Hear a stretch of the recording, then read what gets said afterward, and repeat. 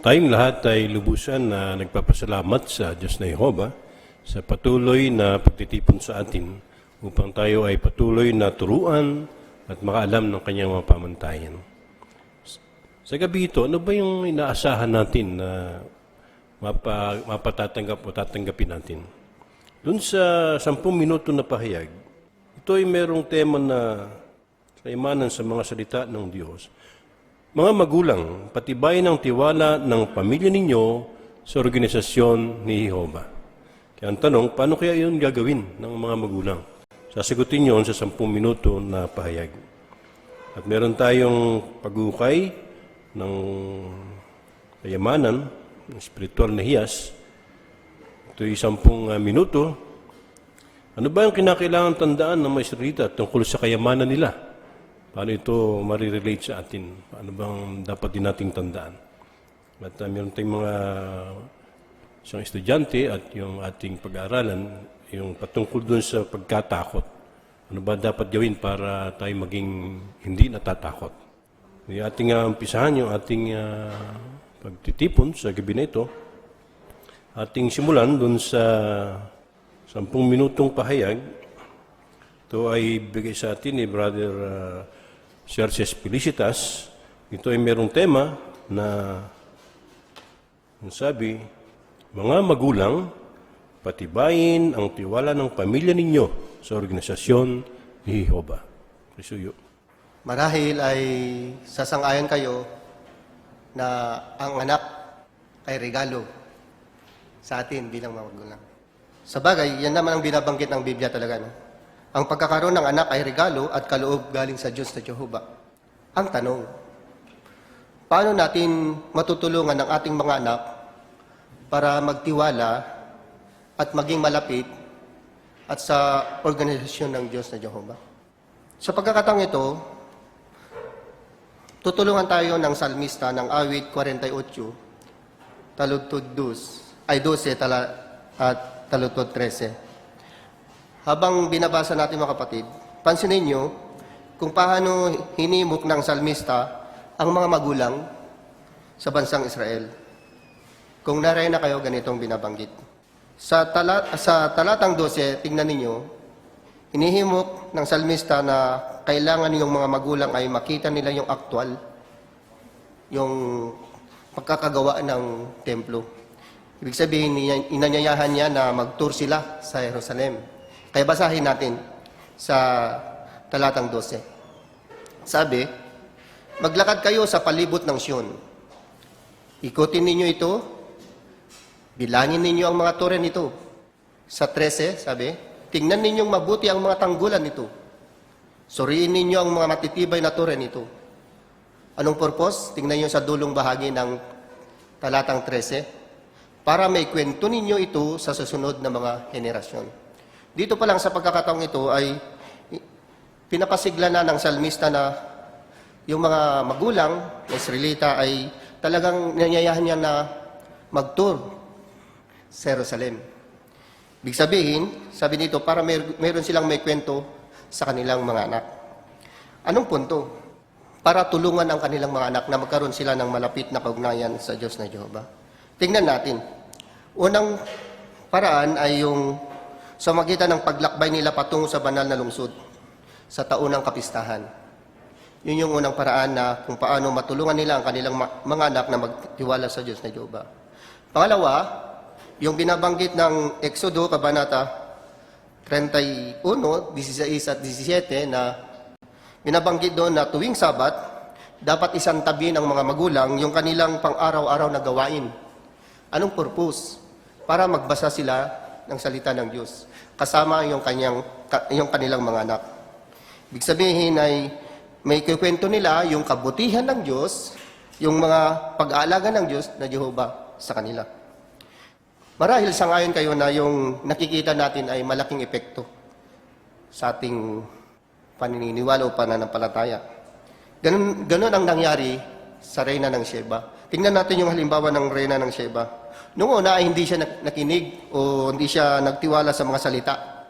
Anong ginawa niya? Pumunta talaga siya sa Jerusalem. Doon sa ulat ng 2 Kronika, Kabanata 9, talatang 6, ganito ang nangyari. Nung nakita niya yung kamangha-mangha at karunungan ni Solomon, ganito yung naging komento niya. Sabi, "O, hindi ako nanampalataya sa kanilang mga salita," ang sabi niya, "hanggang sa pumarito ako upang makita ang aking sariling mga mata." Oo, may malaking epekto sa atin ang nakikita ng ating sariling mga mata. Lalong-lalo na ang ating mga anak. Sa anong pagkakataon na pwede nating tulungan para yung mga anak natin ay nakikita nila yung organisasyon ng Diyos na Jehovah. Tignan natin yung halimbawa ng Ninas Mandy at Bethany.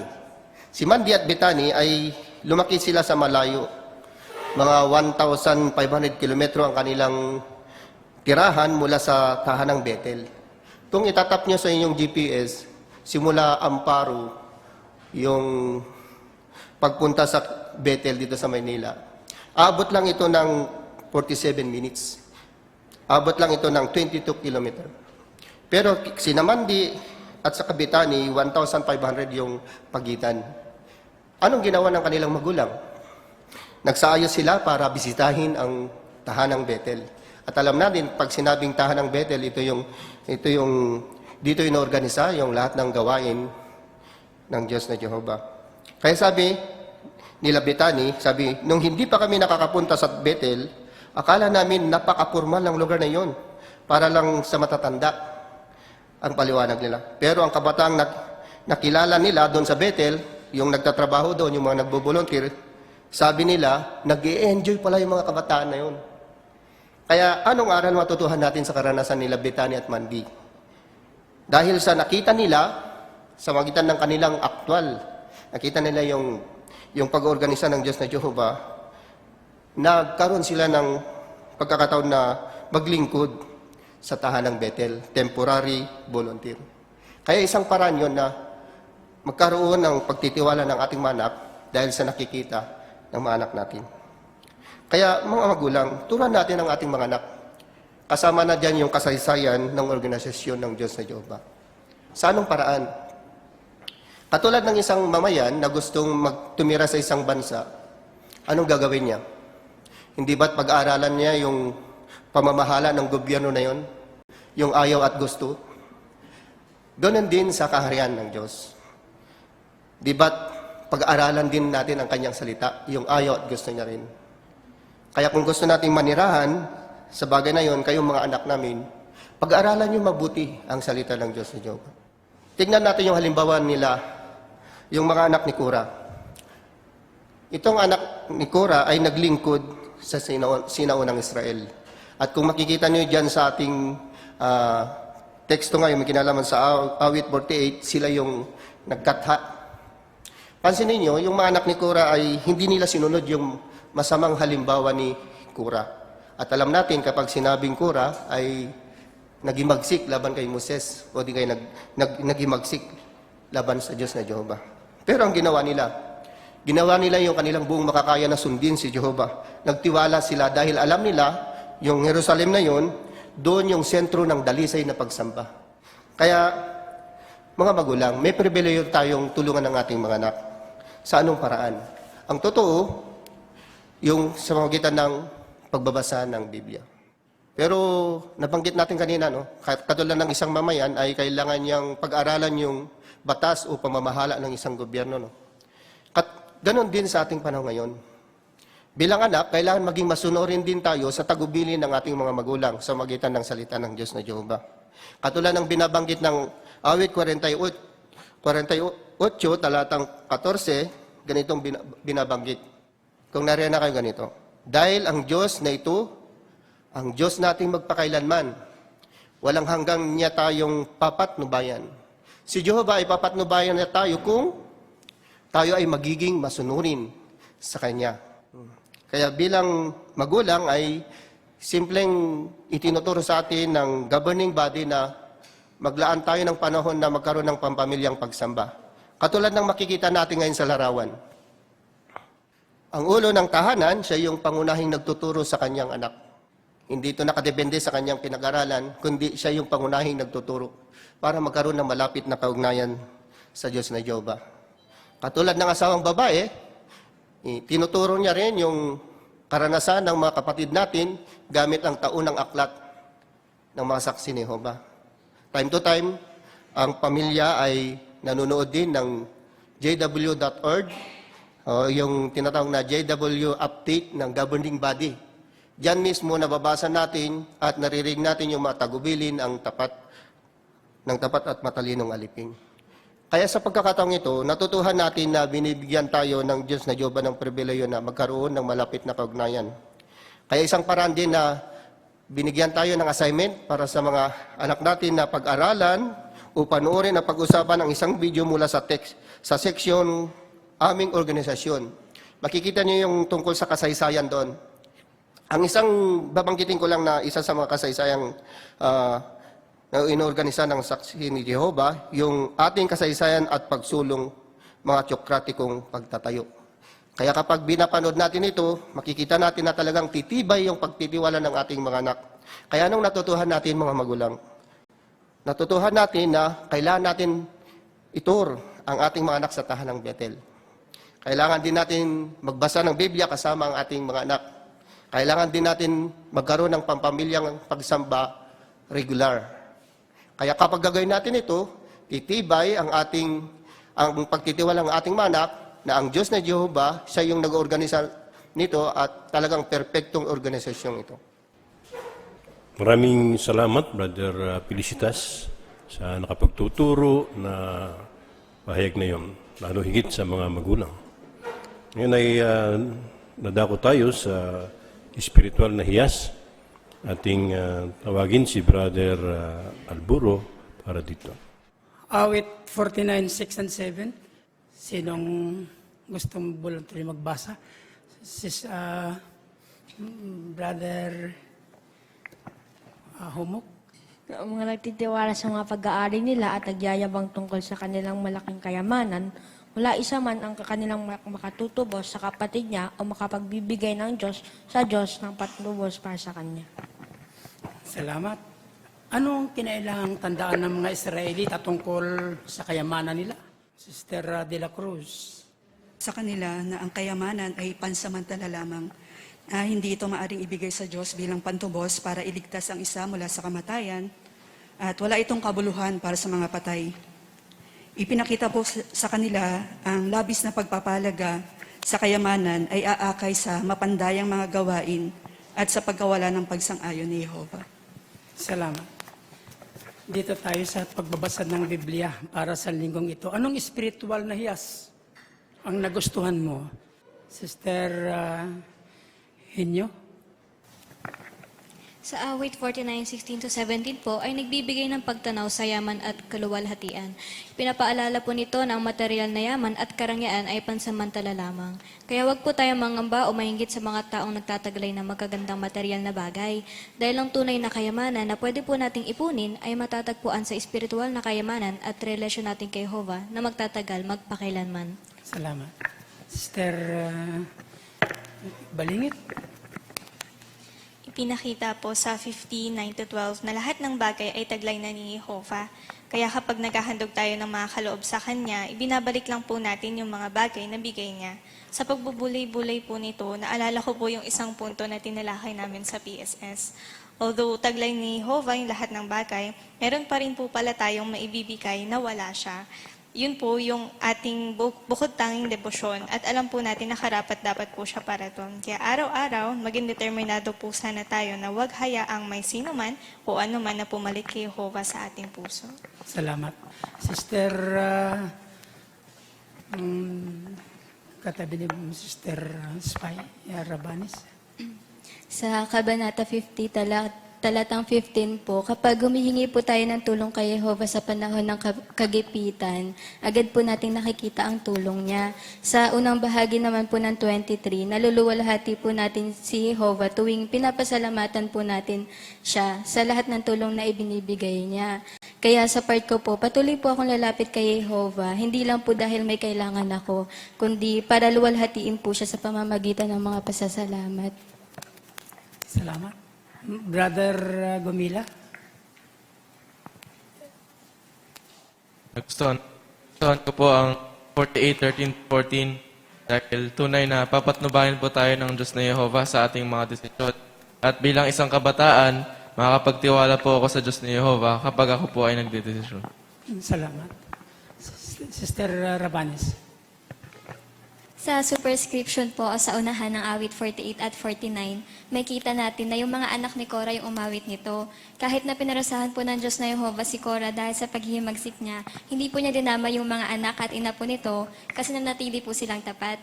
Nakapagpatibay pong malaman na kahit hindi maganda yung record ng mga ninuno nila, binigyan pa rin sila ni Yehova ng pribilehiyong maglingkod sa templo bilang mga awit. Kaya kung patuloy din po tayo maglilingkod kahit na may masamang impluwensya sa paligid natin, tiyak na pagpapalain din po ni Yehova yung mga pagsisikap natin. Salamat. Mariano family, sa Zoom. Nakapagpatibay po sa akin ang awit 50, verse 21 to 23. Binabanggit po doon na palaging nandyan si Jehovah na sumasaway at nagsasabi kung ano ang mali natin.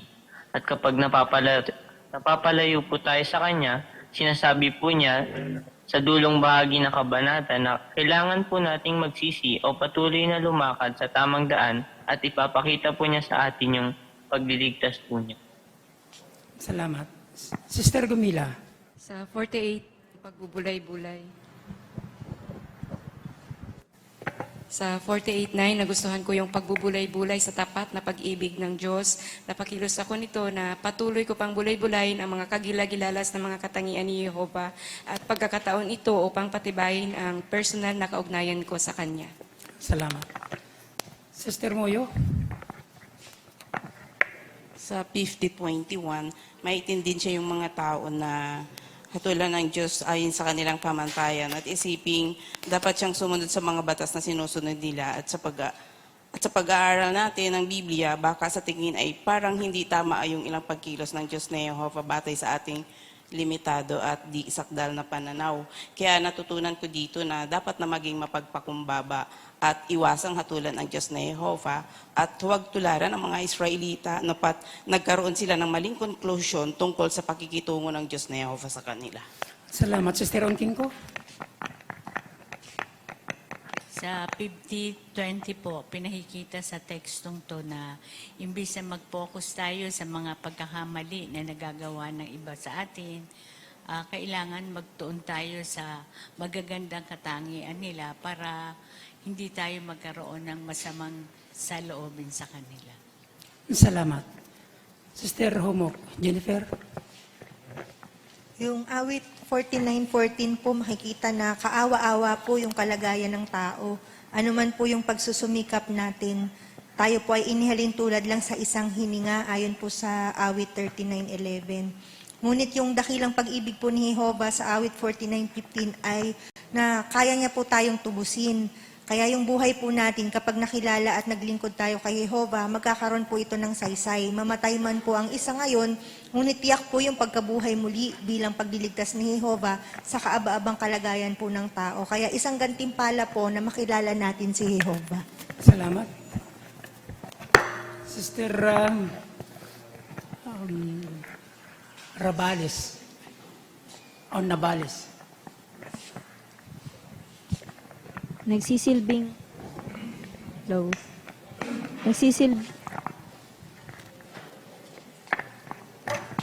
Nagsisilbing babala nga po sa atin ang teksto sa 49:6 na huwag magyabang na anumang mayroon tayo dahil magpapahamak nga po ito sa atin at mawawala gaya ng iba pang mga bagay sa sistemang ito. Kaya sa halip, maging mapagpasalamat po tayo kay Jehovah na siyang tagapaglaan na pangangailangan natin. Salamat.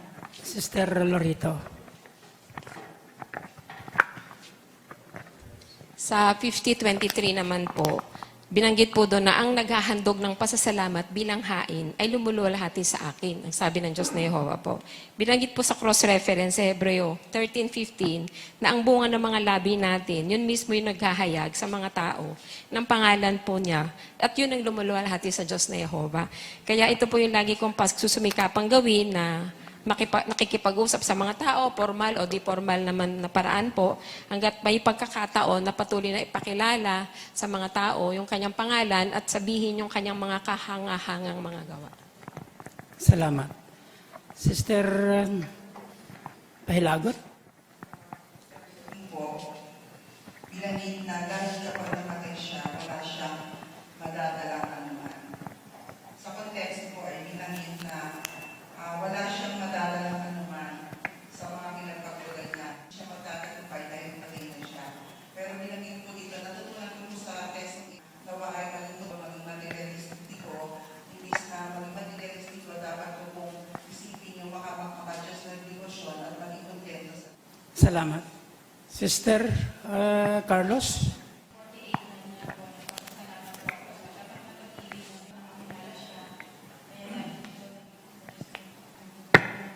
Salamat. Balik natin sa chairman. Maraming salamat, Brother Alburo, sa mahusay na pangasiwa. At ngayon ay dadako tayo dun sa ating pagbabasa ng Biblia. Ito ay mula sa awit 50, talata 1 hanggang 23. Ating tawagin si Brother Walter Lipad. Ang Diyos ng mga Diyos, si Jehovah ay nagsalita. Tinatawag niya ang buong lupa mula sa pagsikat ng araw hanggang sa paglubog nito. Mula sa Sion na sukdulon sa kagandahan ay sumisinag ang Diyos. Ang Diyos natin ay darating at hindi mananahimik lang. Sa harap niya ay lumalabong apoy at isang malakas na bagyo ang nananalanta sa palibot niya. Tinatawag niya ang langit at ng lupa para hatulan ang bayan niya. Titipunin ninyo sa harap ko ang mga tapat sa akin, ang mga nakikipagtipan sa akin sa pamamagitan ng handog. Ang langit ay naghahayag ng katwiran niya dahil ang Diyos mismo ay hukom.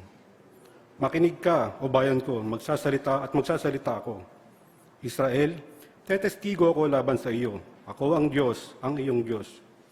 Hindi kita sinasaway dahil sa mga handog mo, o dahil sa iyong mga buong handog na sinunog na lagi nasa harap ko. Hindi ko kailangan kumuha ng toro mula sa sambayan mo, o ng mga kambing mula sa mga kulungan mo. Dahil sa akin ang bawat hayop sa kagubatan, kahit ang mga hayop sa 1,000 bundok. Alam ko ang lahat ng ibon sa kabundukan. Ang di mabilang na hayop sa parang ay akin.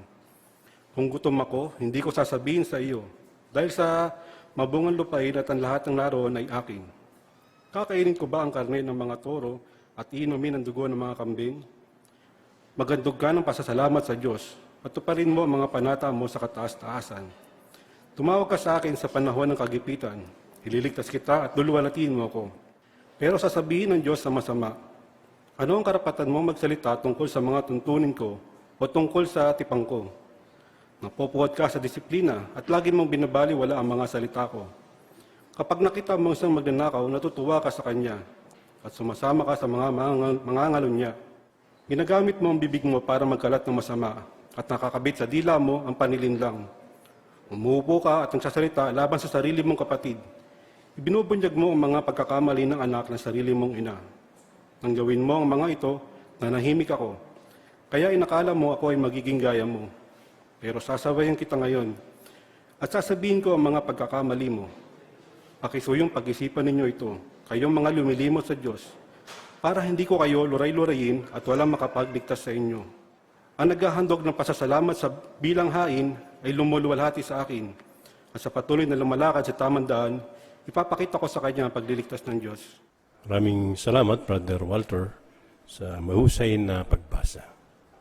Si Brother Walter ay tinitingnan natin dun sa pag-aaral 9, or din 11, sa sigla.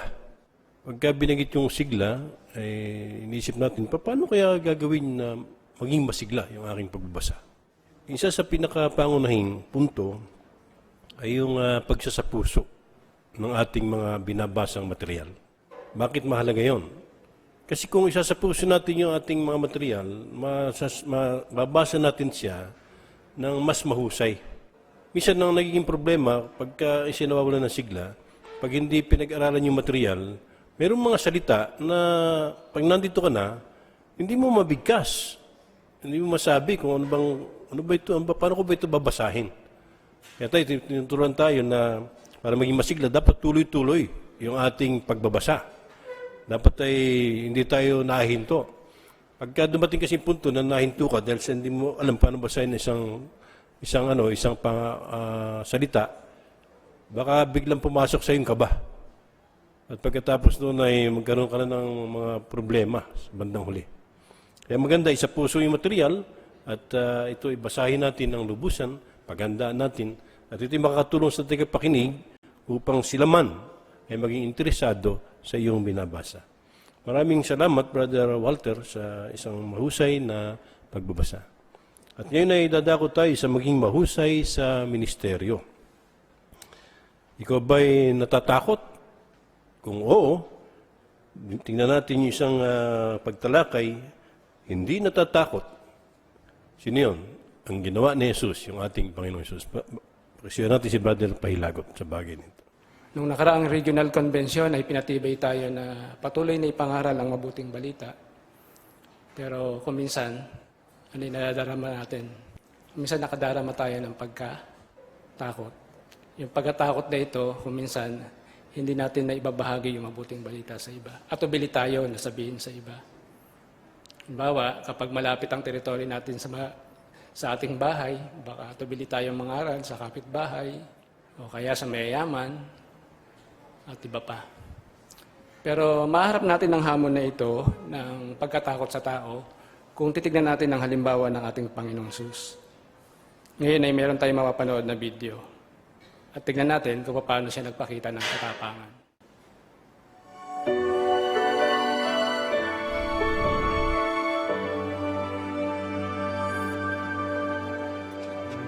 Naroon ang lalaking si Zakeo. Isa siyang pinuno ng mga maniningil ng buwis at mayaman siya. Sinikap niyang makita kung sino ang Hesus na ito. Pero sa dami ng tao, hindi niya yun magawa dahil maliit siya. Kaya tumakbo siya para unahan ang mga tao at umakyat sa puno ng sikomoro para makita niya si Jesus. Sino yun? Di ba maniningil yun ng buwis? Si Zakeo. Di yan kakausapin ni Jesus.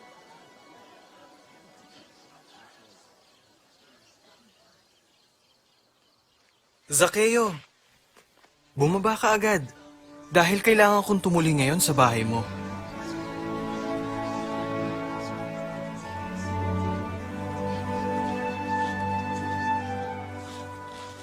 Kaya nagmadali siyang bumaba at malugod niyang tinanggap si Jesus sa bahay niya.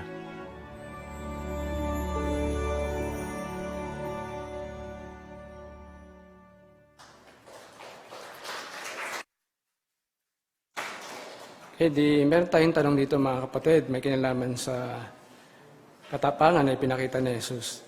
Bakit kaya posibleng iniwasan ng mga tao si Zakeo? Bakit posible? Sister Carlos, pakisuyo. Si Zakeo po kasi ay isang makasalanan kasi alam ng maraming Hudyo doon na si Zakeo ay umaman dahil sa pangingikil. Ibig sabihin, ginamit niya yung kanyang mataas na posisyon para makapaningil ng buwis sa questionabling paraan. Okay, salamat. Anong klaseng maniningil siya? Ayun sa video. Sister Loreto? Pinanggit po sa video na siya yung pinuno ng mga maniningil ng buwis. Oo. Hindi lang maniningil, no? Pinuno. Kaya anong aasahan natin? Isa kayo, mahirap o mayaman? Sister, pakisuyo. Isa po siyang mayaman. Okay. Talagang napakayaman niya, no? Doon sa Jericho ay puno ng pangangalakal doon, commercial. At lagi siyang kumukuha ng tax, no, sa Jericho.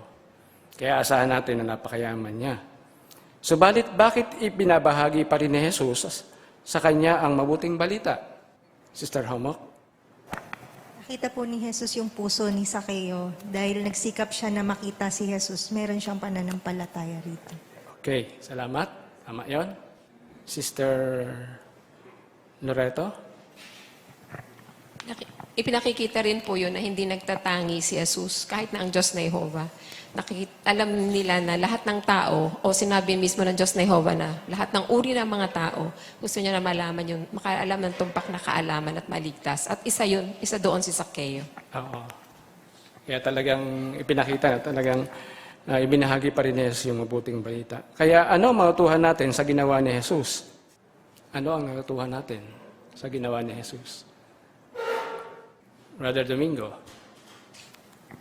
Hindi tayo dapat magtatangi doon sa ating pangangaral. Hindi natin dapat piliin yung mga pangaralan natin. Kahit na sila man ay mayaman, mahirap, sila man ay parang masama ang buhay nila o kaya hindi, ay hindi tayo magtatangi. Tulad ni Jesus. Ayan. Kasi natin makikita yung puso nila. Okay. Kaya labanan yung takot, mga kapatid. Katulad ng ginawa ng ating Panginoong Jesus, naging matapang siya sa gawaing pangaral. Marahil alam niyo yung teksto doon sa Kawikaan 29:25. Sino yung gustong makakita ng tekstong doon, sa tekstong yan? Kawikaan 29:25. Na yung panginginig sa harap ng tao ay sabi sa teksto ay isang silo. Yung panginginig sa tao, kung titignan niyo yung footnote, ay makikita niyo pagkatakot sa tao. Kaya ano man ang kalagayan ng mga tao sa ating teritoryo, mayaman man sila, may pinag-aralan man sila, mamaya malalaman natin sa susunod na bahagi kung paano natin tutularan naman yung ginawa ni Jesus sa bagay niyan. Marami pa tayong mapapakinabangan doon sa susunod na bahagi na hindi natatakot yung pagtulad sa ating Panginoong Jesus. Kaya makakatulong ito mga kapatid na patuloy tayong mangaral ng walang takot sa mga tao. Maraming salamat, Brother Pahilagot, sa mahusay na pagtalakay. At ngayon naman ay titingnan natin yung isang punto. Kanina, yung ginawa ni Jesus na dapat natin dapat mapatibay tayo roon. Ngayon naman, paano natin tutularan? Ito naman yung punto na hindi natatakot, tularan si Jesus. Ating pakisiyuan si Brother Giovanni Homok. Sa kakatapos na bahagi ay natutuhan natin na kailangan nating labanan ng takot para may pangaral natin ang kaharian sa lahat ng uri ng tao. Ngayon naman ay tatalakay naman natin ang ilang paraan para matularan natin ang ating Panginoon Hesus na hindi natatakot. Ngayon, ano yung tatlong paraan para matularan natin si Jesus? Magbigay ng isa. Sister Felicitas. Kailangan pong umasa kay Jehovah. Salamat. Yung pangalawa, Sister Lilox. Huwag maghusga. At yung pangatlo, Sister... nakalimutan ko. Sige. Maging matapang pero magalang pa din at maingat. Salamat, Sister Aguilar. Yan. Okay. Ngayon, paano na ipinakita ni Jesus na umasa siya kay Jehovah? Anong ginawa niya? Ayon dun sa ulat ng Mateo 19:20 at Lucas 4:18. Nakita niyo ba anong ginawa ni Jesus? Sister Pahilagot. Hindi mo magpagabay si Jesus sa Yan. At matutularan natin siya sa bagay na yon. Ngayon, paano ngayon kung natatakot tayo? May isang tao, natatakot tayo mangaral sa Kanya. Paano natin matutularan ng ating Panginoon Jesus? Sister Felicitas. Hilingin po natin sa Diyos na Jehovah sa pamamagitan ng panalangin. Ayun. Napansin niyo ba mga kapatid, yung binanggit dun sa Gawa 4:29, paano makakatulong sa atin yung tekstong yon? Sinong gustong bumasa dun sa Gawa 4:29? Sige, si Joaquin. At ngayon, Jehovah, bigyang pansin mo ang banta nila at tulungan mo ang iyong mga alipin na patuloy na ihayag ang iyong salita ng walang tawad. Yeah. So ano yung matutuhan natin doon sa text na yun? Brother Ongkingko. Kung natatakot tayo, gayahin natin yung ginawa ng mga apostol sa halip na sila ay magtago, na humingi sila ng tulong, magkaroon sila ng lakas na loob at pagmatakot. So ganoon din tayo, kung takot tayo mangaral, tulungan tayo na ba maging matapang. Salamat, Ngayon, doon sa ikalawang punto, titingnan natin yung wag humusga. Minsan, nag-aalangan tayo dahil doon sa yung kausap natin, yung itsura niya, yung kalagayan niya sa buhay, yung lifestyle niya, yung paniniwala niya. Minsan, pag unang tingin mo ka lang, nag-iisip ka kagad, lalo pag maraming tato, siguro siga to. Ngayon, ano yung mga dapat nating tandaan para hindi tayo humusga? Sister Tuason. Tandaan natin na si Jehovah at si Jesus lamang yung nakakabasa ng puso, hindi po tayo. Yun. So, hindi natin alam kung talaga ano yung tunay na pagkatao, no? Ano yung ugali niya. Ano pa? Sister Balingit. Kayang tulungan ni Jehovah ang sinumang tao. Yan. Anong masasabi natin doon? Kayang tulungan ni Jehovah ang sino mang tao. So, ano man yung hilingin natin sa kanya, Sister Homo, sa'yo. Kasi po maraming ulat po na naging saksi ni Jehovah na dating mga nagsusugal, dating naninigarilyo, dating mga nakakulong, pero nabago ito at natulungan sila ng Diyos na Jehovah. Salamat. Okay, doon tayo sa pangatlong punto. Sinong gusto bumasa sa Kawikaan 17:14? Sige, Daniel. Ang pagpapasimula ng away ay gaya ng pagpapakawala ng tubig. Bago magsimula ang pagtatalo, umalis ka na. Okay, salamat. Ngayon ang tanong, paano makakatulong sa atin ang tekstong ito kapag ang kausap natin ay nakakipagtalo na? Sabi niya, away na, no? Sister De La Cruz. Pinapayuhan po tayo na makakabuting umalis na lang sa mainit ng sitwasyon bago mawala yung ating pagpipigil. Ibig sabihin, kapag nagsisimula ng uminit yung ulo natin, umalis na tayo, exit na tayo sa magalang na paraan. Yan. Salamat. So, nakikita natin, no, hindi naman kaduwagan yung pag-alis, ano? Iniisip nila, takot yata to. Pero ang punto doon, yung binasa nating teksto, makakatulong sa atin na hindi tayo makikipagtalo. Okay, meron tayong mga ilang teksto pa, no? May 3 tayong teksto dito na nasa banda baba. Sino gusto magkomento doon sa Gawa 4:31? Anong punto ang matututuhan natin doon sa Gawa 4:31? Brother Pahilagot. Yung mga alagad noon ay walang takot na ipinangaral yung mabuting balita dahil napuspos sila ng banal na espiritu. Ibig sabihin ay kapag tayo ay nangangaral, hihiling din tayo ng banal na espiritu kay Jehovah para magkaroon tayo ng katapangan. Yan. So yung punto na yun, nakuha niya yung umasa kay Jehovah. Yung binanggit naman ng Efeso 6:19 at 20. Sister Homo Mariel. Na Zoom.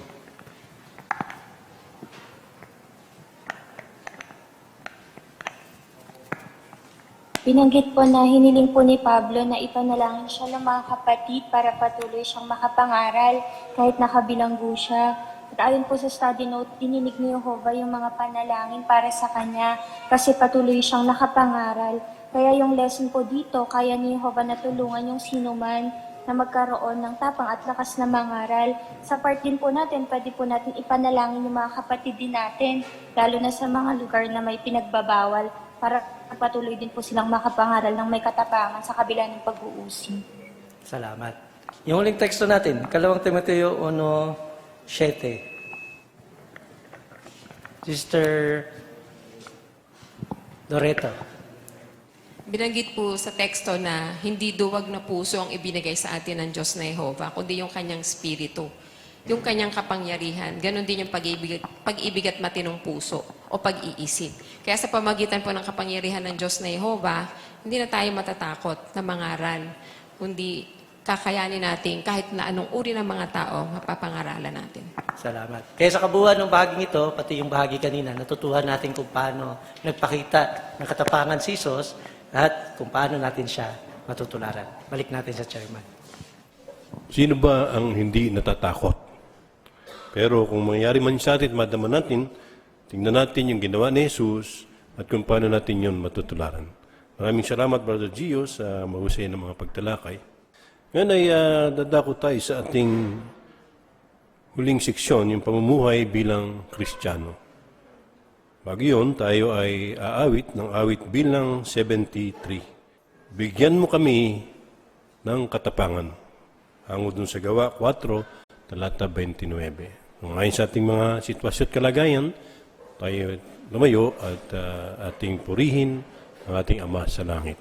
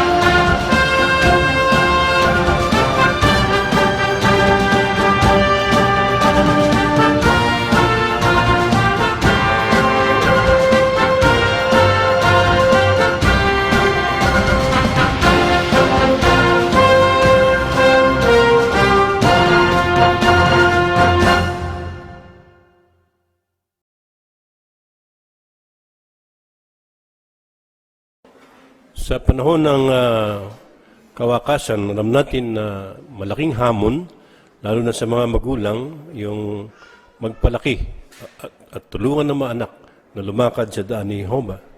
Sa ating lokal na pangailangan, ating tawagin si Brother Ongkinko para tayo ay patuloy na matulungan bilang isa na nagnanais na maturuan yung ating mga mahal sa buhay. Pakisuyo, Brother Ongkinko. Okay. At ngayon ay mayroon tayong papanoorin na isang video na lubos na makatutulong sa atin upang patuloy na tayo ay makatulong sa ating mga kapamilya. Ating panoorin. Sa aklat na Kaunawaan sa Kasulatan, sa ilalim ng uluhang Kristiyano, malinaw na sinabi roon na ang pagiging Kristiyano ay hindi basta pag-aangking naniniwala tayo sa Diyos.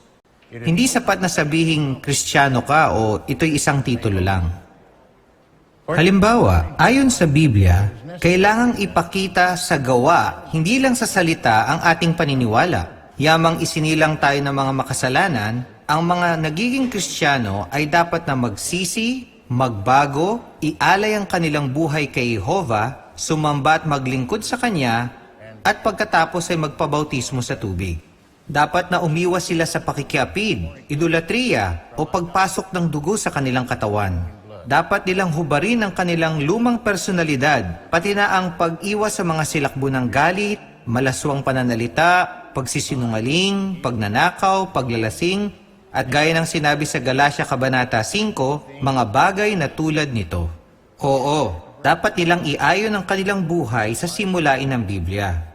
Ang mga Kristiyano ay dapat na maging mabait, makonsiderasyon, mahinahong loob, matiisin, at may pagpipigil sa sarili.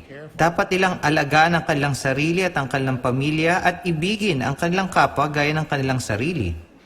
Maraming dapat gawin, ano? Hindi ito basta simpleng pagsasabing Kristiyano ako. Pero sa kabila ng lahat ng magagandang katangian na nabanggit natin, ano yung sinabi ni Jesus na pangunahing pagkakakilanlan ng tunay na Kristiyano? Marami sa inyong nakaalam ng sagot na iyan. Pero basahin natin uli sa Juan 13:34-35. Binibigyan ko kayo ng isang bagong utos na ibigin ninyo ang isa't isa kung paanong inibig ko kayo ay ibigin din ninyo ang isa't isa. Sa ganito malalaman ng lahat na kayo ay aking mga alagad kung kayo ay may pag-ibig sa isa't isa. Yan ang tema ng aking tatalakayin sa inyo ngayon sa buwang ito. Ang paksa ay pag-ibig, ang pagkakakilanlan ng alagad ni Jesus. Napansin niyo ba sa talata 34 na sinabi ni Jesus na binigyan niya sila ng bagong utos? Pero parang lumang-lumang utos na ito, hindi ba? Aba, mahigit 1,500 taon bago sinabi ni Jesus sa mga salitang iyon, mababasa sa kautusan na binigay kay Moises ang pananalitang, ibigin mo ang iyong kapwa gaya ng iyong sarili. Levitico 19:18. Kaya ano ang bago sa utos ni Jesus sa Juan Kabanata 13? Sinabi niya na ang mga tunay na Kristiyano ay dapat na magpakita ng pag-ibig kung paanong inibig ko kayo. Iyan ang pagkakaiba. Iyan ang bago. Hindi lang ito basta pag-ibig sa iyong kapwa gaya ng pag-ibig mo sa iyong sarili, kundi iibigin siya gaya ng pag-ibig ni Jesus sa kanyang mga tagasunod. Pero anong uri ng pag-ibig iyon?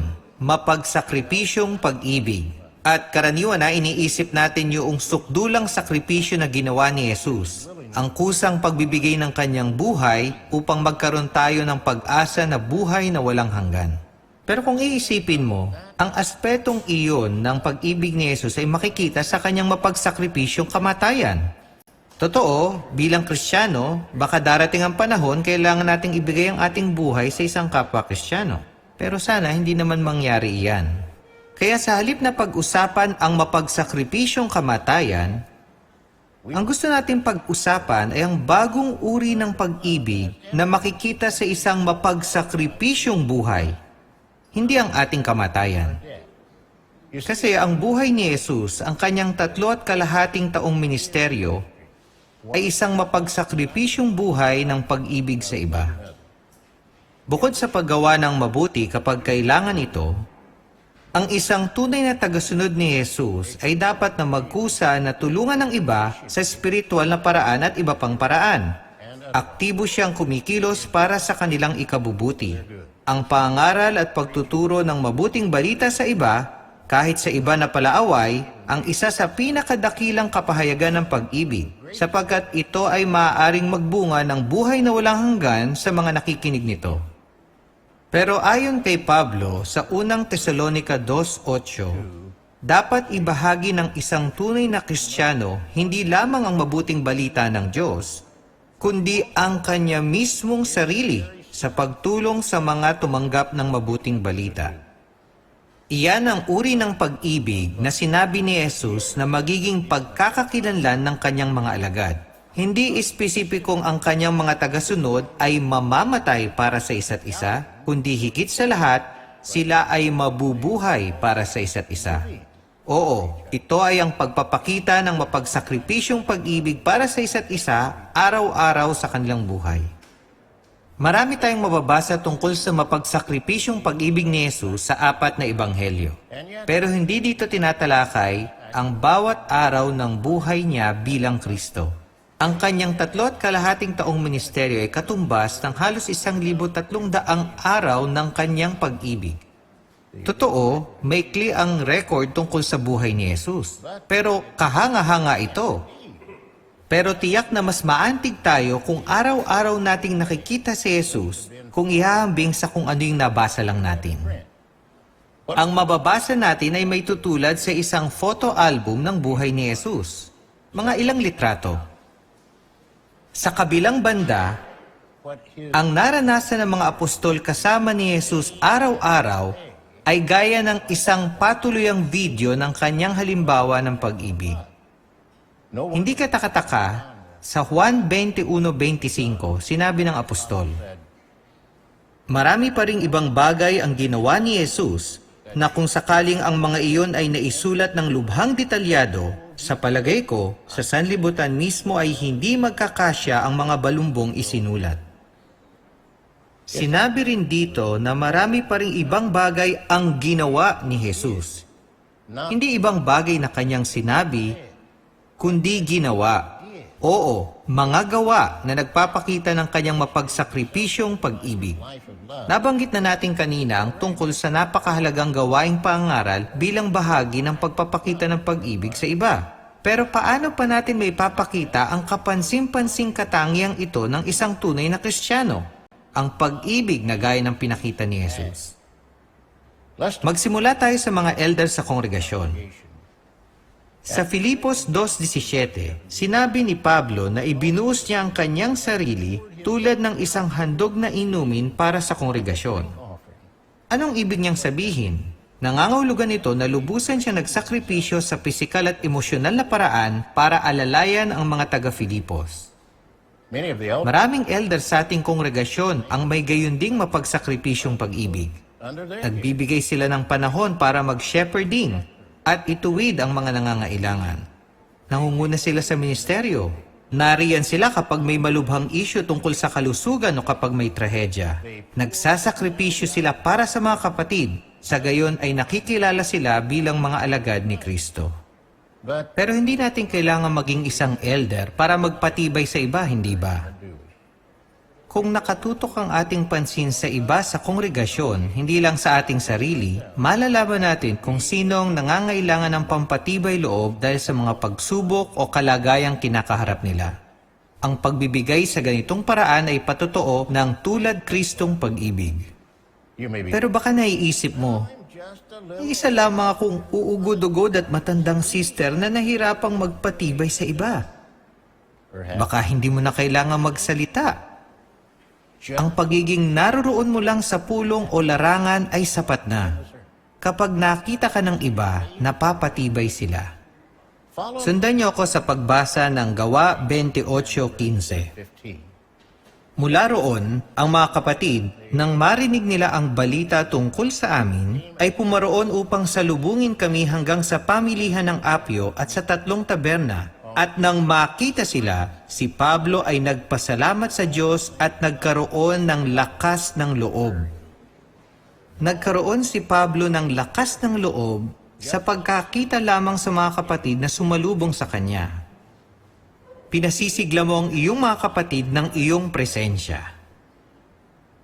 Pakisuyong sundan ako habang binabasa ko ang Filipos 2:1-4. Inilarawan dito ni Pablo ang pampatibay loob kay Kristo. Sinabi niya, sa gayon, kung may anumang pampatibay loob kay Kristo, kung may anumang kaaliwan ng pag-ibig, kung may anumang pagbabahagi ng Espiritu, kung may anumang magiliw na pagmamahal at habag, lubusin ninyo ang aking kagalakan sa bagay na kayo ay may magkakatulad na kaisipan at may magkakatulad na pag-ibig na nabubuklod sa kaluluwa na isinasaisip ang iisang kaisipan, na hindi gumagawa ng anuman dahil sa hilig na makipagtalo o dahil sa egotismo, kundi may kababaan ng pag-iisip na itinuturing na ang iba ay nakatataas sa inyo, na itinutuon ng mata, hindi lamang sa personal na kapakanan ng inyong sariling mga bagay-bagay, kundi sa personal na kapakanan din ng iba. Napansin mo ba yung tungkol sa mapagsakripisyong aspektong ito ng pag-ibig at pampatibay loob? Oo, binanggit niya ang tungkol sa pag-ibig, pero sinabi niya, hindi para sa ating kapakanan, kundi sa kapakanan ng iba. Ang pag-ibig na iyan, para sa kapakanan ng iba, ay ang pagkakilanlan ng tunay na Kristiyano. Kumusta naman ang pagdalaw sa mga may sakit sa inyong kongregasyon o dun sa mga hindi makalabas ng bahay? Kung minsan ang mahal natin mga kapatid ay hindi nakikita at nalilimutan na. Dinadalaw natin yung mga nakikita natin sa Kingdom Hall, pero naiisip ba natin yung mga hindi makalabas ng bahay? Ano ang malaking bahagi ng mga gawa ng pag-ibig ni Jesus nung siya'y nasa lupa? Maraming pagkakataon na si Jesus at ang kanyang mga apostol ay nagpagaling ng mga may sakit. Totoo, hindi natin kayang pagalingin ang mga may sakit, pero nasa kakayahan natin na dalawin ang may sakit. At talaga namang pinagagaling nito ang kanilang espiritu. Napakalaking bagay na hindi lamang natin sila basta ipinapanalangin sa mga pulong, kundi sinusuportahan natin ang mga salitang ito ng isang gawa ng pag-ibig, ang mismong pagdalaw sa kanila. Yan ang tulad Kristong pag-ibig na makikita sa gawa. Bakit hindi tingnan ang listahan ng mga miyembro ng inyong service group na iniisip kung sino yung mga hindi nakakadalo sa mga pulong? Kailangan ba nila ng pagkain? Kailangan ba nila ng tulong sa mga gawaing bahay? Kailangan ba nila ng sasakyan papunta sa doktor? Mapalalawak ba natin ang ating pag-ibig para matugunan ang kanilang pangangailangan? Ang pag-aabuloy sa worldwide work na siyang nag-aasikaso sa pangangailangan ng ating mga kapatid sa buong daigdig ay isa pang gawa ng pag-ibig. Ipinakita nito na tayo ay tunay na alagad ni Kristo. May kaugnayan dyan, marami sa inyo, sa sarili niyong gastos, ay naglakbay sa malalayong lugar upang tumulong sa konstruksyon pagkatapos maganap ang isang likas na sakuna. Ang matinding kagalakan na nadama ng mga naapektuhan ay patutuon ng inyong mapagsakripisyong pag-ibig sa inyong mga kapatid. Sana, ang paalala ni Jesus sa Juan 13:34-35 ay magkaroon ng epekto sa atin hindi lamang sa buwang ito, kundi sa ating buong buhay. Alam nyo, mga 1/4 ng populasyon ng daigdig ay nag-aangking Kristiyano. Pero ilan sa kanila ang nagpapakita ng mapagsakripisyong pag-ibig sa hindi nila kapamilya? Marami sa kanila ay gaya ng mga miyembro ng isang baseball team na naka-uniforme lang. Iniisip nila na sapat na ang basta nakalagay lamang ang salitang Kristiyano sa kanilang uniforme. Pero ang totoo, marami sa kanila ang nakabangko lang o nakaupo lang sa simbahan. At marami pa nga ang hindi man lang pumupunta sa mismong laro. Hindi sila namumuhay bilang isang Kristiyano. Nilinaw ni Jesus na para maging tunay na alagad niya, hindi sapat ang pagsusuot ng isang uniforme o basta pag-aangkin na siya'y tagasunod niya. Hindi. Dapat na aktibong isa sa mga gawa ng pag-ibig, masikap na naglalaro para sa team, wika nga, na tinutularan ang pinakadakilang mga halimbawa ng pag-ibig, ang Diyos na Jehovah at ang kanyang anak, si Jesucristo. Gaya ng sinabi ni Pablo sa 2 Korinto 8:8, kailangan nating subukin ang pagiging tunay ng ating pag-ibig. Oo, kailangan nating araw-araw na patunayan na tayo'y tunay na alagad ni Jesus.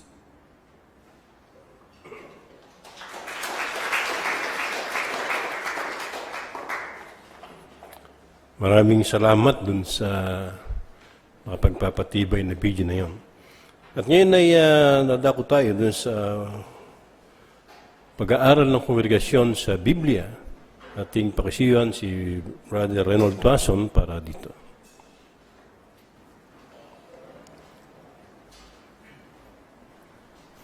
Welcome mga kapatid sa ating Congregation Bible Study. At tayo ngayon ay nasa Section 4 ng ating aklat na Lubusang Magpatotoo. Ang tema niya sa Section 4 ay Isinugo ng Banal na Espiritu.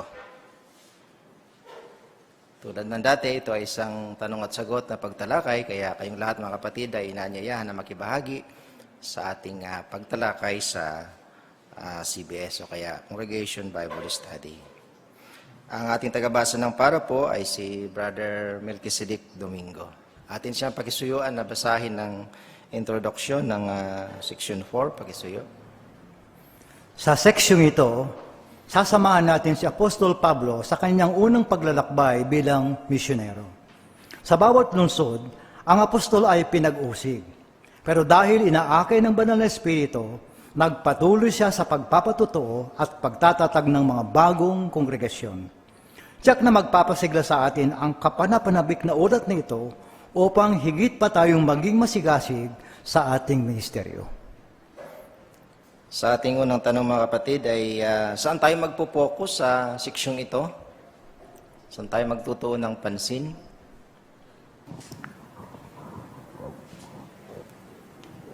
Sister Spy? Sister Abanes?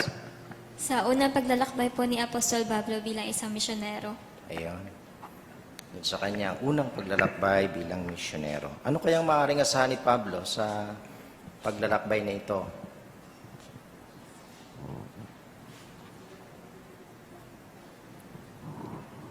Ano kayang pwedeng mga mangyari sa kanya doon sa pupuntahan niya?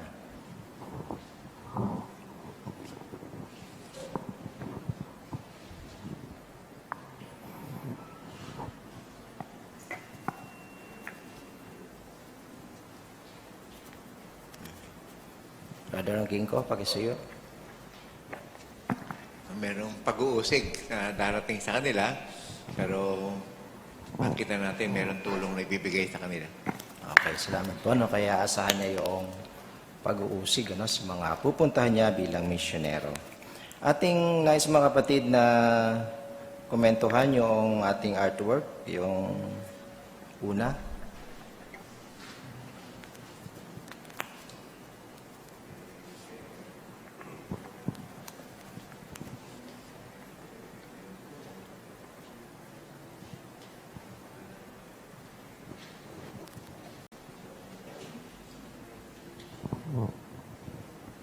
Yung sa taas ng Section 4.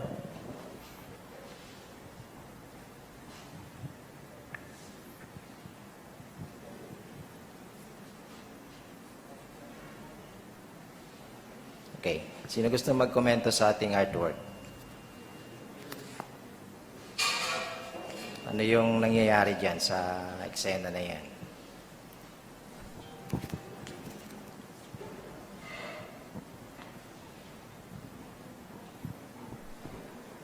Sister Loreto, pakisuyo. Yan po yung naranasan ni Pablo na inubog po siya ng mga tao dahil nagpapatotoo siya. Kaya parang halos iniwan na siya na halos patay na. Kaya may isang tumulong sa kanya para itayo siya. Kaya nakita natin yung mga taong umalis, sila yung mga nag-umog o bumugbog kay Pablo. Okay, salamat. At doon naman sa picture natin sa baba, ano naman yung makikita natin mga kapatid?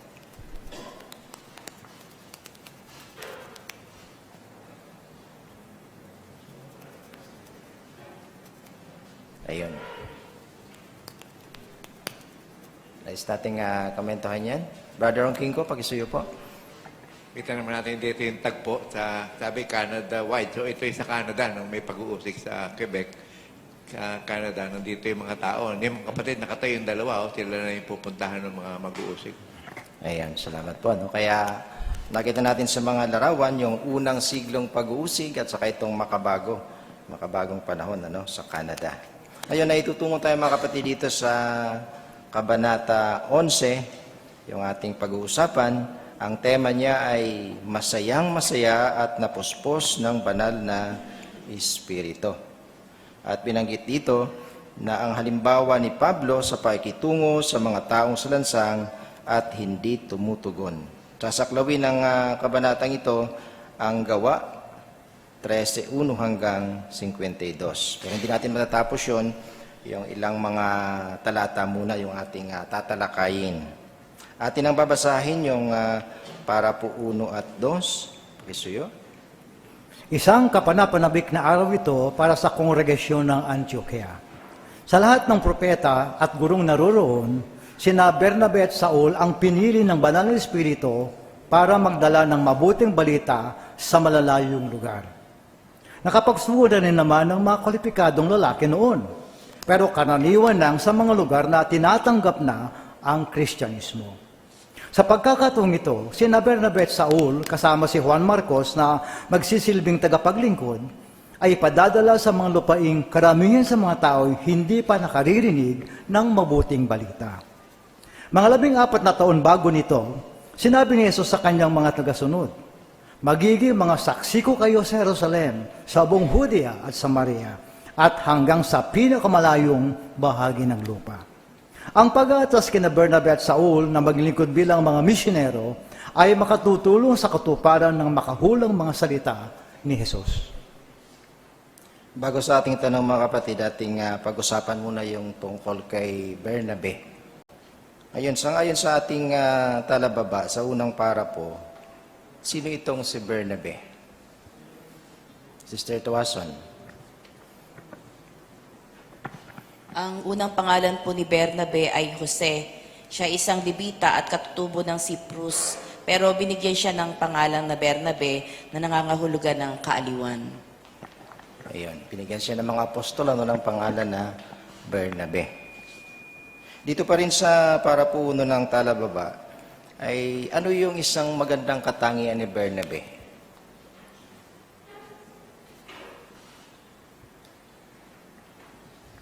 Sister Tranquilino. Doon po sa ulat ng Gawa 4:32 hanggang 37, binanggit po yung kanyang pangalan na isa siya sa mga mananampalataya na nagbenta ng bahay at bukid o ari-arian. Tapos yung pinagbentahan nun, ibinigay niya sa mga apostol para sa pagpapasulong ng gawaing Kristiyano. Kaya dito makikita na talagang very generous si Bernabe. Si Bernabe. Okay, salamat. Kaya si Bernabe ay matulungin. Generous, sabi ni Sister Tranquilino. Bukas palad siya. Nagbenta siya ng bahay. Bakit kailangan niyang magbenta bilang pagdiriin lang? Ano yung nangyari nung Pentecostes?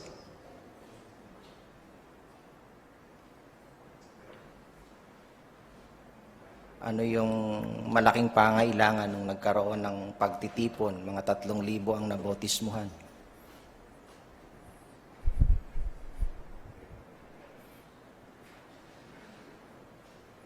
Brother Ongking ko, pakisuyo. Kasi nagkaroon ng bagong mga Kristiyano na nandoon, yung kanilang supply na budget ay hindi na sapat. Nagpaiwan pa sila eh. So, kailangan magkaroon ng arrangement na matulungan yung mga kapatid na naiwan doon na hindi lumagpas sila sa araw ng plano nila dahil maging Kristiyano sila, nag-extend ang kanilang stay. So, napakilos itong si Bernabe na ibenta yung kanyang ari-arian, tapos binigay niya lahat ng mga apostol para magamit na pondo sa mga kapatid na nangangailangan ng pagkain. Okay, salamat po. Malinaw yun. At dito sa huling para po ng ating footnote ay ano pa yung isang bagay na ginawa ni Bernabe?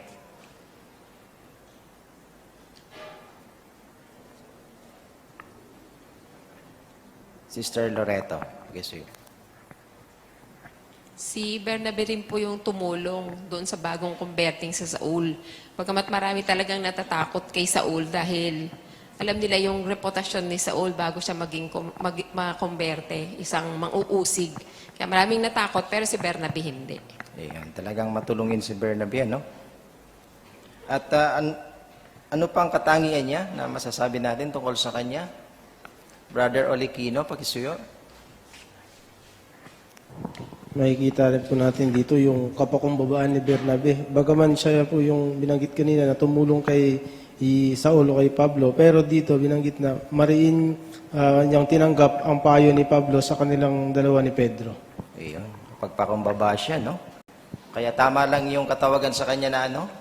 Ano yung tawag sa kanya? J.E., Brother Relox?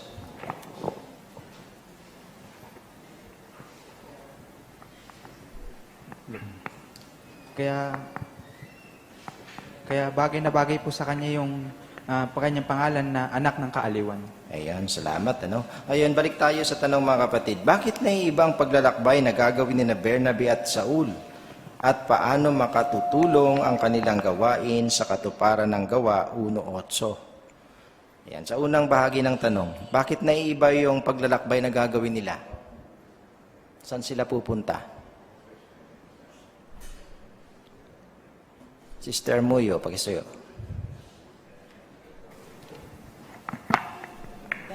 Dati po kasi doon sila sa lugar na tinatanggap yung Kristyanismo. Pero sa ngayon po, sila ipapadala doon sa mga lupain na karamihan ng mga tao hindi nakikinig sa mabuting balita. Ayun, kaya mayroong pagkakaiba, no? Hindi sila handang tanggapin yung Kristyanismo, doon sila pupunta. At sa ikalawang tanong, paano makatutulong ang kanilang gawain sa katuparan ng gawa 1:8?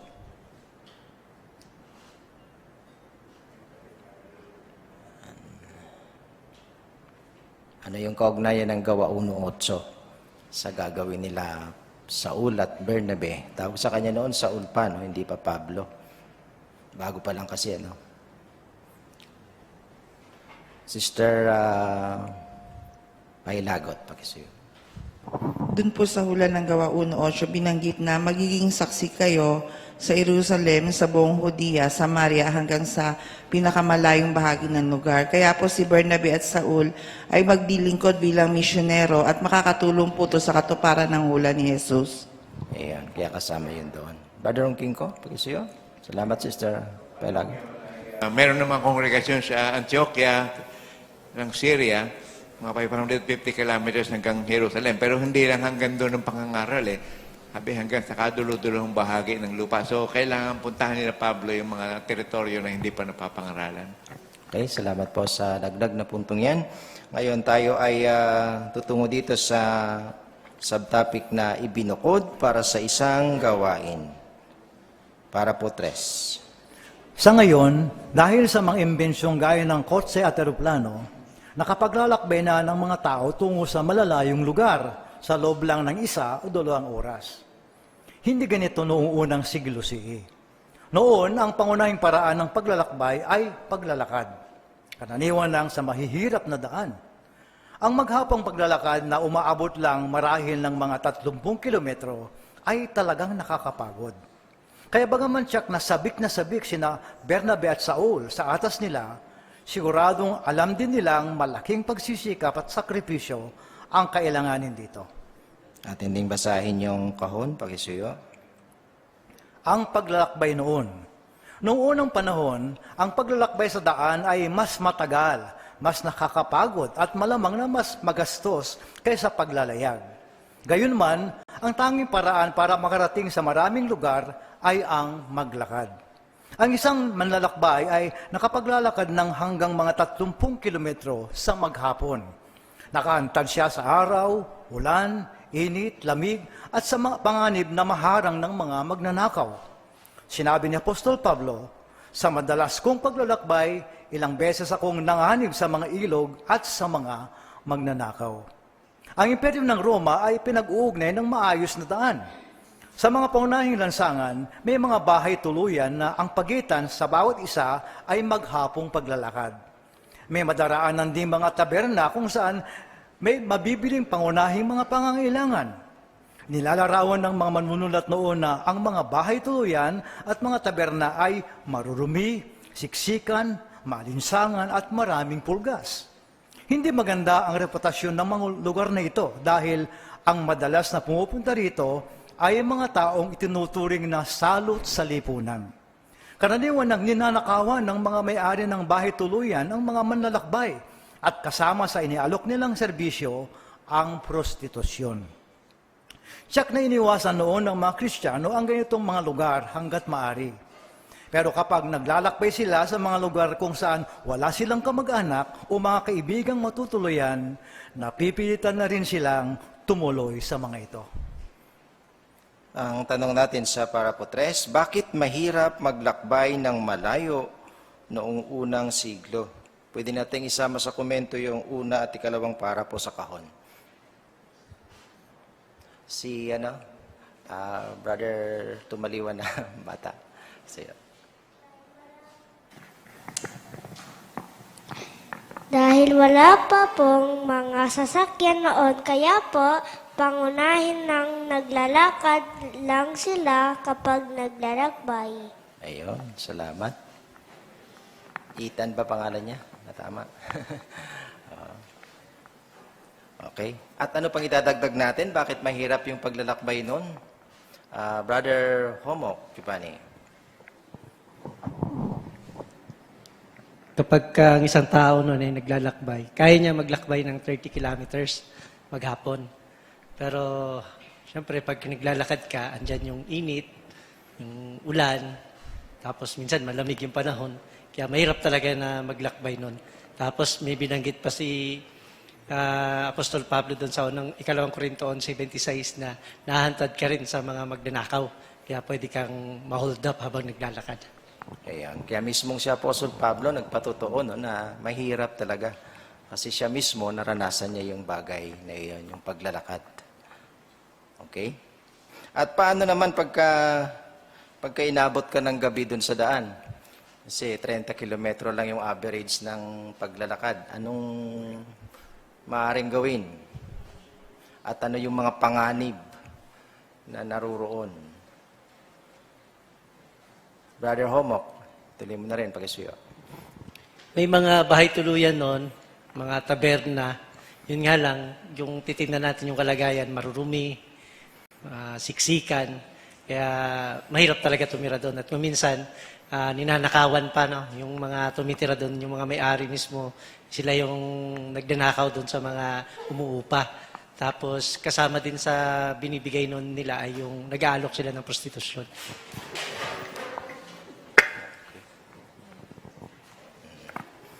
Yun. Kaya mahirap talaga, no? Pero meron din na, at least meron silang mabibilhan ng pangangailangan, ano?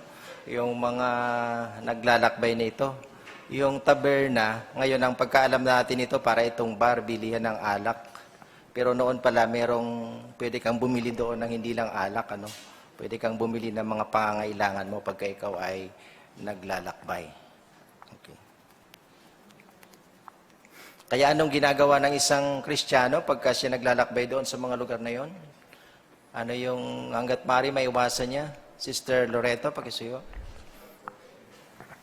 Yung po mga Kristiyano nun, hanggat maaari, basta kung wala man lang silang kamag-anak o kaya po mga kaibigan, iniiwasan po talaga nila ito. Kaya kung wala silang other choice, napipilitan din silang tumuloy doon sa mga ganong taberna. Ayun. Kaya yun ang mga challenge doon sa paglalakbay ng unang siglo. Meron pa kayong gustong idagdag doon?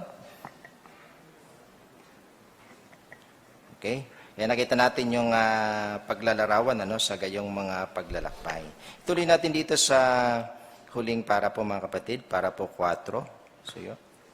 Pero bakit kaya ang partikular na pinili ng Banal na Espiritu sina Bernabe at Saul para ibukod sa isang gawain?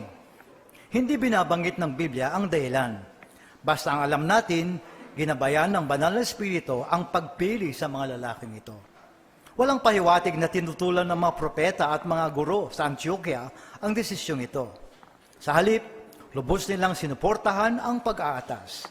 Isip-isipin na lamang ang nadama nila Bernabe at Saul nang ang kanilang espiritual na mga kapatid ay mag-ayuno at manalangin at ipatong sa kanila ang mga kamay ng mga ito at isugo sila ng walang halong pagkainggit. Dapat din nating suportahan ang mga nabibigyan ng tsokratikong mga atas, pati na ang mga lalaking hinihirang na maging mga tagapangasiwa sa kongregasyon. Sa halip na kaingitan sila, dapat na mahalin natin sila at maging mas makonsiderasyon sa kanila dahil sa ginagawa nila.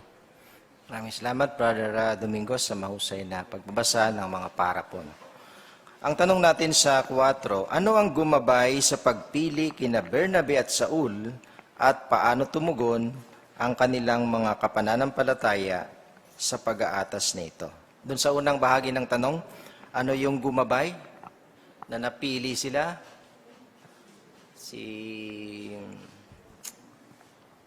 Kalimutan ko na pang-apelyido ni Sister. Pagkasiyo po. Sister Kaasi po. Ginabayan po sila ng banal na espiritu. Ayun, salamat po. No?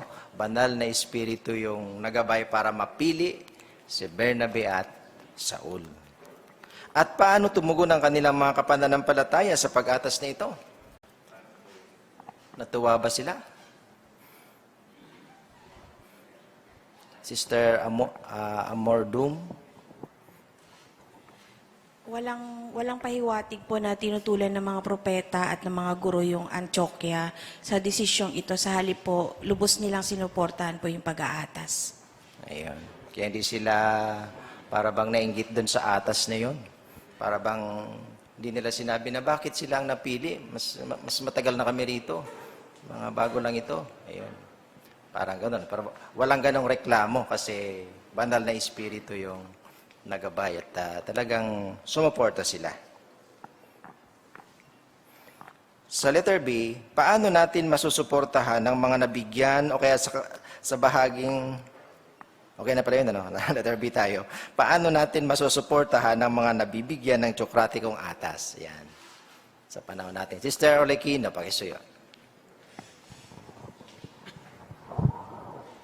Pwede po natin tularan yung sa Gawa 13.3. Hindi lang po basta pagsang-ayon, kundi pinakita din yung suporta. Sa katulad na paraan po kapag may mga nabibigyang atas sa ating mga kapatid, hindi lang po natin sila basta sa sang-ayunan, kundi papakita din po natin ang ating suporta sa kanila sa anumang tulong na may ibibigay natin. Gayon din po sa pagbibigay sa kanila ng komendasyon. Okay, salamat. Brother Domingo, pakisuyo. Doon sa unang Thessalonica 5.13, binanggit dito na dapat natin silang mahalin at sila ay maging mas makonsiderasyon tayo sa kanila dahil sa kanilang mahusay na ginagawa sa kongregasyon. Ayan. Salamat. Meron pa? Brother Alburo, pakisuyo. At saka regalo ng Diyos na Jehova, yung nangasiwa sa atin. Kaya kailangan natin siyempre pahalagahan, suportahan, at sundin ang mga payo nila. Kasi ang payo nila ay sa Biblia rin nanggagaling ang salita ng Diyos na Jehova. Salamat po. Kaya ano yung mga ilang aral, mga kapatid, na matutuhan natin sa mga ilang para po nating tinalakay? Nice yung magkomento doon. Ano yung magandang mga aral na pwede nating matularan? Tulad kay Bernabe.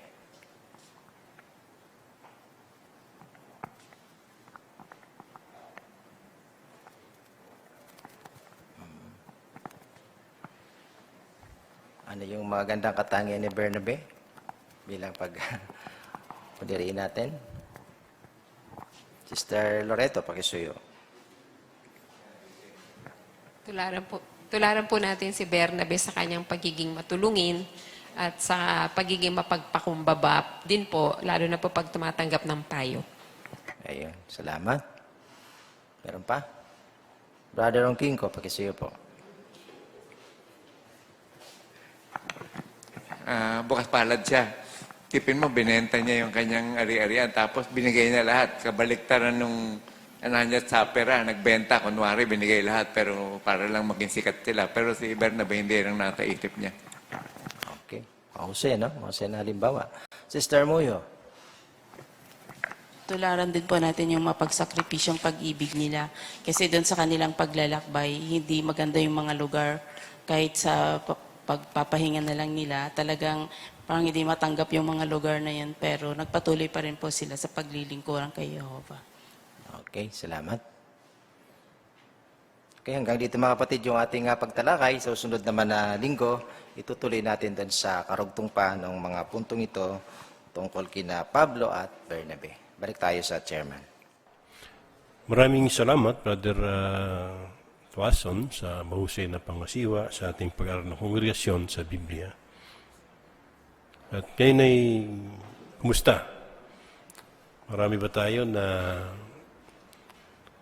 nadinig na mga pagtulong sa atin?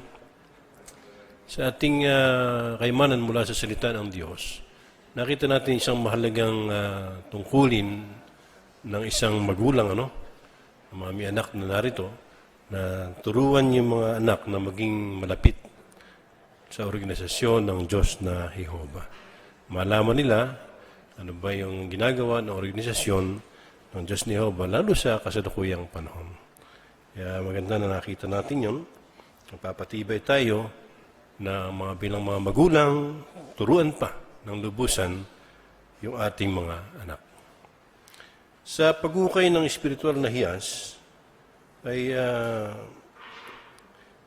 ipinakita naman sa atin yung mga dapat nating gawin, yung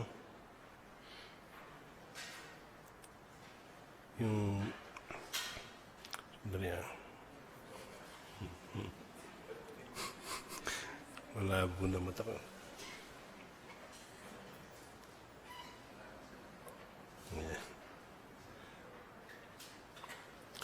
Ipinakita naman sa atin dito sa spiritual na hiyas yung patungkol sa kayamanan.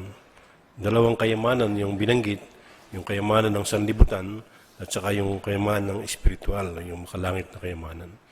Kung natanda natin, sinabi ni Jesus yung dalawang uri ng kayamanan na yan, ang ipunin natin ang lubusan, yung kayamanan makalangit, yung spiritual na mga yaman. Dahil yun na hindi mawawala, manatili yun magpakailanman. Kaya maganda yung ating pinag-aralan ngayong gabi na ito. At dun sa tanong na, ako ba ay natatakot? Sino ba hindi natatakot? Lahat tayo mayroong takot, Pero mapapatibay tayo ng mga ginawa ni Jesus na dapat nating tularan upang mapagtagumpayan yung mga takot na yan. Mahusay din yung ating pag-aaral ng kongregasyon sa Biblia. Tuturuan tayo na kung paano yung unang siglo mga Kristiyano ay nangangaral, naglalakbay, nakadaranas ng hirap, nakadaranas ng mga problema, at sila hindi huminto. Hindi sila huminto, sila ay nagpapatuloy. At ganoon din nawa ang gawin natin, kahit medyo mahirap sa ngayon, magpatuloy tayo sa paglilingkod sa ating Amang Jehovah. Meron tayong aabangan naman next week. Ano ba yon? Meron isang pahayag na pwede natin itong pagnilayan ng lubusan. Ang tema, ang pwede mong gawin para maiwasan ang seryosong pagkakamali.